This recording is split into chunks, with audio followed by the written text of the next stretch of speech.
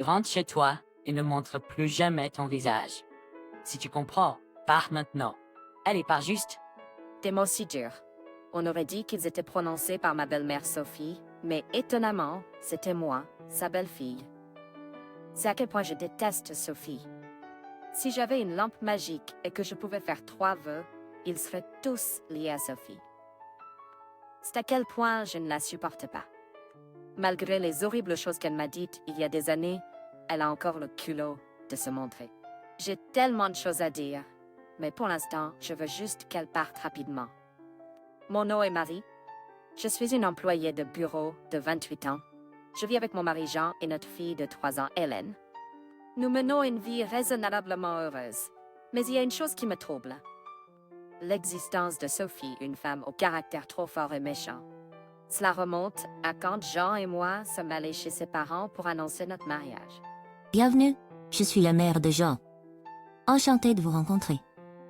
Ma première impression de Sophie était qu'elle était vive et très amicale. Elle ne montrait aucun signe d'opposition au mariage, comme on le voit dans les dramas télévisés. Et nous avons eu une conversation agréable, avec beaucoup de petits bavardages, jusqu'à ce qu'un certain sujet soit abordé. Au fait, Marie, quel est ton groupe sanguin? Groupe sanguin? Je suis de type B. Les gens disent souvent que je suis plutôt détendu. Au moment où j'ai dit ça, le visage de Sophie s'est durci en un instant. Quoi? Que s'est-il passé tout à coup? Ah, t'es bien, hein? Maintenant que tu le mentionnes, tu as effectivement ce genre de visage. Je peux voir ces choses, tu sais. T'es en panique intérieure. C'est forcément un mensonge. Qu'est-ce qu'un visage de type B? Soudain, Sophie m'a semblé être une voyante et j'ai dû me retenir de rire. J'étais reconnaissante pour ma nature optimiste dans des moments comme celui-ci. À côté de moi, mon mari râlait, maman. Encore ce sujet. Laisse tomber, s'il te plaît. Il était assez contrarié, mais honnêtement, j'étais pas trop dérangée à ce moment-là. Pour une raison quelconque, Sophie méprise le type B, mais j'aime être de type B. Ou plutôt, j'étais étonnée qu'il y ait encore des gens qui jugent les autres en fonction de leur groupe sanguin. À la fin, Sophie n'a jamais retrouvé le sourire et nous avons pratiquement été mis à la porte de la maison. Sur le chemin du retour, Jean s'est excusé profusément. C'est là que j'ai appris pourquoi Sophie déteste le groupe sanguin B. Quand j'ai appris pourquoi Sophie déteste autant le groupe sanguin B. Apparemment, le père de Jean-Pierre a eu une liaison et a divorcé de Sophie il y a quelques années, et Pierre était de groupe sanguin B. Attends, ça n'a rien à voir avec le groupe sanguin, non? Ça a dû être un événement impardonnable pour Sophie. Le fautif était Pierre pour avoir trompé, pas son groupe sanguin. Ça ne justifie pas son impolitesse envers moi, une étrangère, juste parce que je suis de groupe sanguin B. Nous ne devons nous voir que quelques fois par an. Jean n'aime pas non plus Sophie. Il a un frère aîné, Ken, et Jean a toujours été comparé à lui depuis qu'ils étaient enfants. D'après ce que j'ai entendu, Ken faisait toujours ce que Sophie disait, comme un robot. Il a obtenu son diplôme d'une université prestigieuse et travaille dans une grande entreprise. Jean avait peu de contact avec sa famille après avoir déménagé, donc j'étais plutôt soulagée. Si quelque chose arrive, il contacterait probablement son impressionnant frère en premier. Je pensais, le jour de notre mariage comme prévu, Sophie était de mauvaise humeur tout le temps. Pierre et Ken étaient trop occupés avec le travail pour venir, donc nous avons reçu le message par l'intermédiaire de Sophie, étrangement. Mes parents ont demandé est-ce normal que sa mère ait toujours un regard diabolique. Quand j'ai parlé à ma mère du problème de groupe sanguin, elle a dit elle est bizarre. Ma mère est aussi de groupe sanguin B. Maintenant, nous vivons dans un état voisin des maisons de nos parents. Nous retournons chez nous pour Thanksgiving et le Nouvel An. Jean a dit que ça irait juste de rendre visite à mes parents, mais je pensais que nous devrions au moins faire une apparition chez ses parents aussi. Si nous n'y allions pas, Sophie contacterait Jean. Sophie était toujours froide avec moi, mais parlait normalement à Jean. Cependant, Jean était en colère contre la façon dont Sophie me traitait et l'ignorait en grande partie. Et ne te l'ai-je pas déjà dit? Ne penses-tu pas que c'est impoli envers Anne? Jean la confronterait, mais elle n'écoutait jamais, disant « je ne l'aime tout simplement pas ». Ensuite, j'ai eu notre fille, Hélène. La grossesse a été difficile avec des nausées matinales sévères, mais je ne l'ai jamais regretté et je me suis sentie entourée de bonheur. Mes parents étaient ravis de tenir leur petite fille tant attendue. Sophie semblait intéressée par sa petite fille et pressait Jean de nous amener chez elle. Jean a dit qu'il ne laisserait pas Hélène la rencontrer, à moins que Sophie ne se change d'attitude envers moi. Après ça, les messages de Sophie ont cessé. J'imagine que j'étais vraiment détestée. Eh bien, c'est bien. Jean avait toujours dit, arrêtons d'aller chez mes parents anciens. Je pense à couper le lien avec eux. C'est ce qu'il a dit. Peut-être que j'étais aussi têtue. C'est ce que je pensais. Pendant notre séjour, ma mère a aidé avec tout pour que je puisse me concentrer sur Hélène. La nourrir toutes les 3 heures, elle préférait le lait maternel au lait en poudre. Et j'étais privée de sommeil, mais Jean passait toujours après le travail. Mes parents prenaient Hélène quand elle pleurait, me disant « Marie, tu devrais dormir tant que tu le peux. » C'était le bon temps. Même maintenant, en repensant à ce jour, mon cœur se serre. Mon corps se remettait lentement de l'accouchement et en discutant de rentrer à la maison avec Jean, qui rentrait du travail, la sonnette a sonné.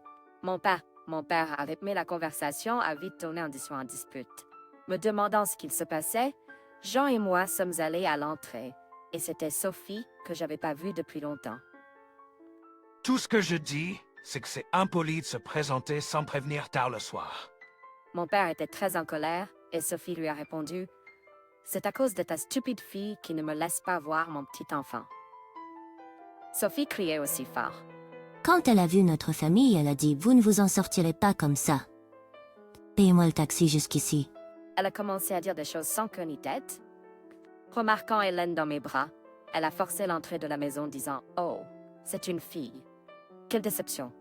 Elle a un visage si vulgaire, tout comme mère. » C'est ce qu'elle a dit. Tout le monde devait penser la même chose. Partez tout de suite. Alors Jean a attrapé le bras de Sophie en silence, l'a forcée à sortir et a jeté ses chaussures éparpillées par terre. Ça fait mal. Excusez-moi. Sophie a crié à Piaging. Mise sur le corps. Quoi? C'est toi qui devrais t'excuser.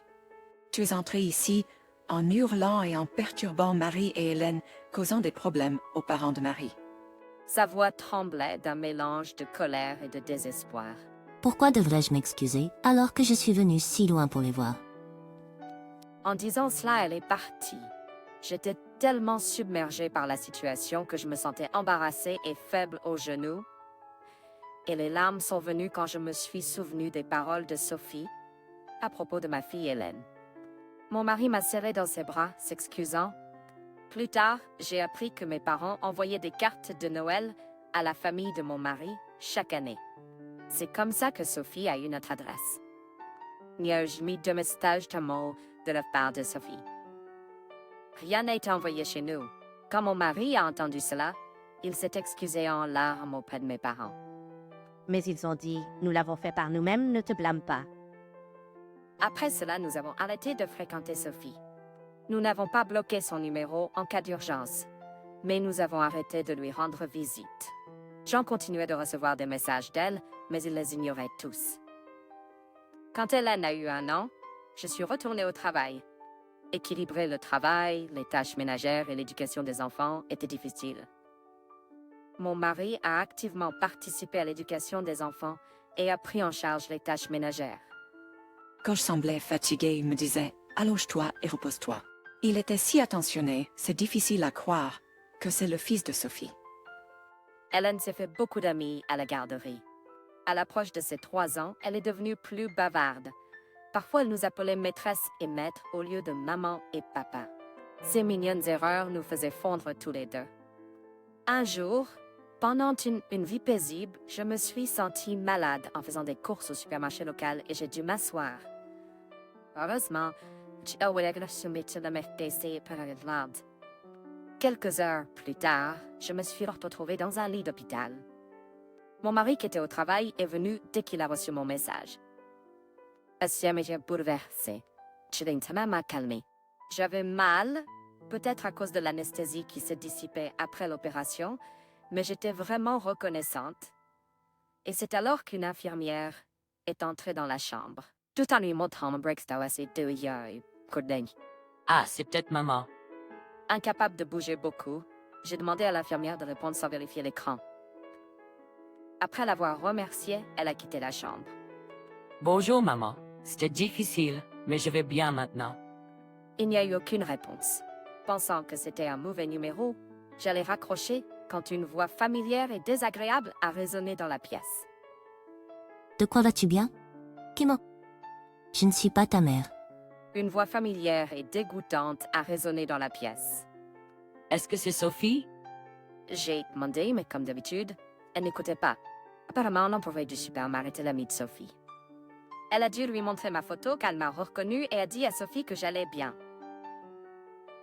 Tu peux pas dire que tu ne sais pas, c'est embarrassant. J'ai juste joué le jeu, mais j'ai failli passer pour une idiote. En résumé, elle se plaignait de pourquoi je ne l'avais pas contactée. Elle a commencé à parler d'elle-même, ignorant mon silence. Tu écoutes, personne dans notre famille n'a un corps faible comme toi. Jean devrait te divorcer et épouser une femme en meilleure santé. Peut-être alors, il aura un héritier digne de ce nom. Elle a dit de telles choses. Si tu es si préoccupé, pourquoi n'as-tu pas toi-même un fils? J'ai rétorqué, la colère débordant. Pourquoi ne pas abandonner cette idée dépassée d'un héritier? Je dis avec moquerie. Fine. Il semblait que ma réponse ne plaisait pas à Stacy, car je pouvais facilement imaginer son visage furieux, même au téléphone. J'ai discuté avec Jean, et nous avons la scanner décidé de couper complètement les liens avec toi. Et au fait, je ne suis pas malade, et je n'ai pas eu de chirurgie. Apparemment, l'ami de Stacy ne lui avait pas dit la partie la plus importante. En fait, j'étais enceinte de mon deuxième enfant, et j'étais retournée chez mes parents pour l'accouchement. À l'approche de la date prévue, je suis allée au supermarché à proximité pour faire un peu d'exercice léger et faire des courses. Soudainement, je me suis sentie mal et j'ai été transportée à l'hôpital où les médecins ont décidé d'une césarienne d'urgence. Le bébé était un garçon. J'étais soulagée du fond du cœur quand j'ai entendu son premier cri en bonne santé. Pourtant, Stacy a eu l'audace de me traiter comme si j'étais malade et a même suggéré que je devrais divorcer. Elle était vraiment une personne déconcertante. Pour utiliser tes propres mots, tu veux dire un héritier. Je viens d'en donner un. Sur ce, j'ai bloqué son numéro. J'ai immédiatement contacté mon mari, qui était assez en colère. Quelle perte de temps. Il avait raison. J'aurais dû éviter tout contact dès le début. Pourtant, je me souviens avec tendresse du jour où nous nous sommes rencontrés pour la première fois. Comment Stacy m'a gentiment parlé alors que j'étais nerveuse. J'avais l'espoir que nous pourrions devenir proches un jour, mais il semble que cela ait été futile. C'était la fin, ou du moins, c'est ce que je pensais, jusqu'au lendemain. Mon fils Ben, contrairement à Decla, a bien pris le biberon. Je pensais que nous pourrions gérer un mélange d'allaitement et de lait maternisé, ce qui me rendait heureuse. Après l'accouchement, j'avais prévu de me reposer autant que possible pendant mon séjour à l'hôpital. Juste après avoir fini un repas tant attendu, j'ai remarqué une agitation à l'extérieur. Les heures de visite n'ont pas encore commencé. J'ai entendu la voix forte d'une infirmière. Il semblait que le membre de la famille de quelqu'un ne pouvait pas attendre pour rendre visite. Ils doivent être tellement excités. J'ai écouté la conversation avec Galassine, sourire. Ça n'a pas d'importance. Apportez-moi mon héritier tout de suite. Puis j'ai entendu une voix de femme forte. Je frissonnais, réalisant instantanément qui c'était. Malheureusement, mon intuition était correcte, et bientôt une infirmière a fait irruption dans la chambre. Désolée de vous déranger, mais une femme prétendant être votre mère fait un scandale à la réception. Sophie a eu le culot de se faire appeler ma mère à la réception, même après m'avoir dit de ne pas l'appeler ainsi. Mais son plan a échoué misérablement, car mes parents étaient venus la veille et le personnel s'en souvenait bien. Hélène est également née dans cet hôpital, donc Sophie a dû deviner que j'étais ici. Cette femme est la mère de mon mari, et nous prévoyons de couper les ponts avec elle. L'infirmière a semblé confuse un moment, mais a dit « Donc c'est quelqu'un que vous ne voulez pas voir. Je vais la renvoyer. » Cependant, connaissant la nature de Sophie, elle ne reculerait pas facilement. Ce n'est pas grave. J'y vais. J'ai dit en me levant, mais j'ai été frappée par une douleur intense. Bien sûr, je venais de subir une opération. C'est normal que ça fasse mal. Sophie, je ne te pardonnerai pas ça. Alors que je faisais lentement quelques pas en avant, à ma grande consternation, Sophie continuait de crier à la réception. Me remarquant, elle a crié assez fort pour que tout l'étage entende. Marie, je n'ai pas pu attendre plus longtemps et je suis venue. Elle a dit de telles choses. J'ai senti un frisson me parcourir l'échine. J'ai toujours entendu dire que les vivants sont les plus effrayants. Et je l'ai vraiment réalisé à ce moment-là. Il n'y a rien de plus effrayant que quelqu'un avec qui on ne peut pas raisonner. S'il te plaît, rentre chez toi. Tout le monde est dérangé. Tu ne vois pas? J'ai parlé calmement, mais tout mon corps me faisait mal. Une infirmière, voyant mon inconfort, a apporté un fauteuil roulant. M'asseoir a un peu soulagé la douleur, mais chaque mouvement faisait mal à ma blessure. J'ai entendu dire que tu avais enfin eu un garçon. Merci, je ne l'ai pas eu pour toi. S'il te plaît, rentre chez toi. Que ce soit à cause de mon attitude ou autre chose, Sophie a commencé à s'irriter comme d'habitude. Tannant? Peut-être que nous nous entendons pas parce que tu es de type B. Les critiques à Abbotsford Sangeg ont recommencé. Des gens des autres chambres se sont rassemblés se demandant ce qu'il se passait. La plupart des regards étaient dirigés vers Sophie qui, se sentant mal à l'aise, a dit « Quoi? Très bien alors. » Puis, Sophie s'est tournée vers le personnel de l'hôpital et a commencé à dire des choses incroyables. « Où est mon petit-fils? Je vais le ramener chez moi et l'élever moi-même. Amène-moi rapidement. » Elle a vraiment dit une chose si ridicule. La douleur dans mon corps et la folie de Sophie ont poussé ma colère à son comble. Quoi? Tu plaisantes? Arrête de plaisanter. J'ai élevé la voix et Sophie a rétorqué. Je vais recommencer l'éducation des enfants.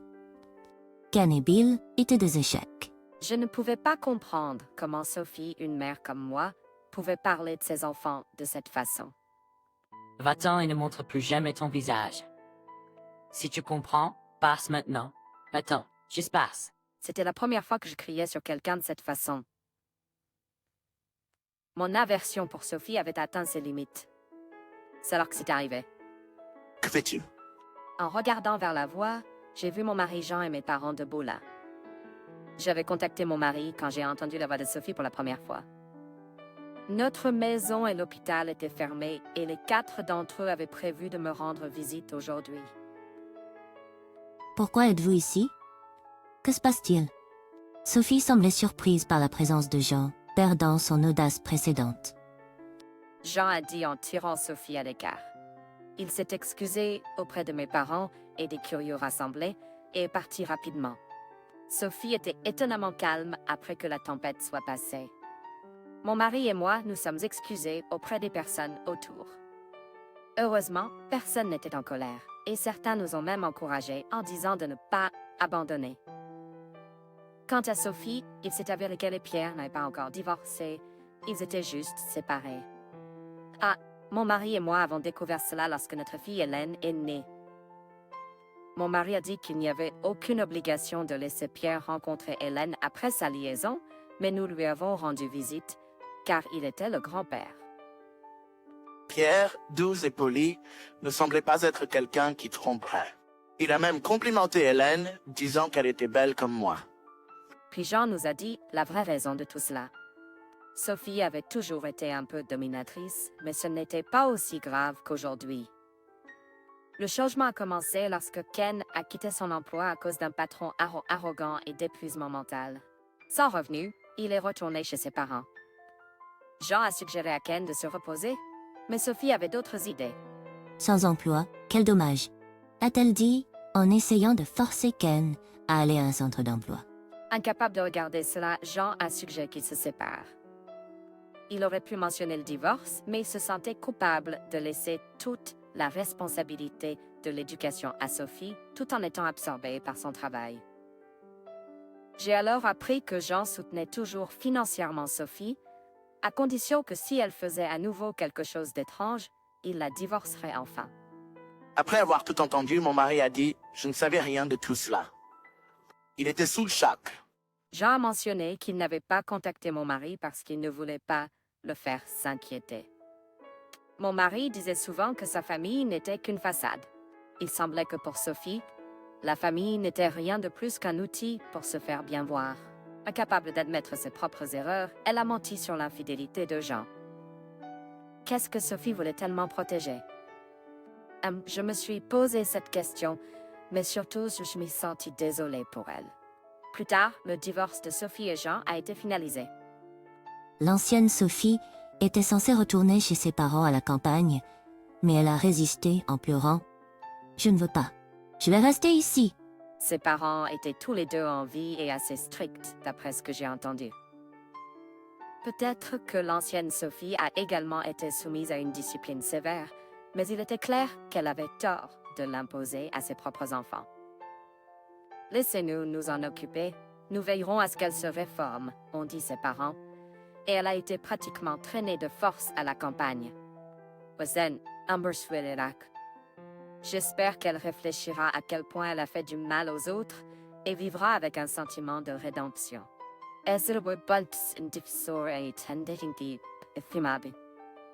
Nous sommes maintenant une famille heureuse de 4 personnes.